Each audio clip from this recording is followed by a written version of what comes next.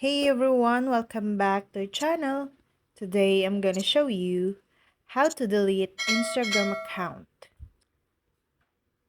To permanently delete your Instagram account, you need to log in and submit a request via your privacy settings.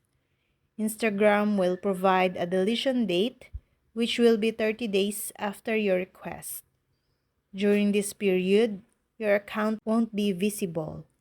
But if you do sign in before the final deletion date, your deletion request will be cancelled.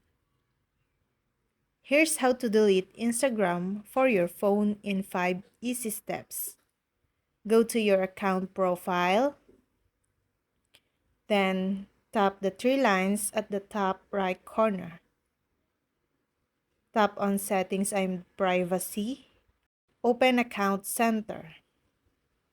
And then tap on Personal Details. Select Account Ownership and Control. Then tap Deactivation or Deletion. Select the account you want to remove and choose Delete Account.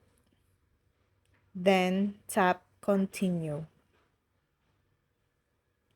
Select a reason for leaving and tap Continue. Sign in again to confirm you want to permanently delete your Instagram account.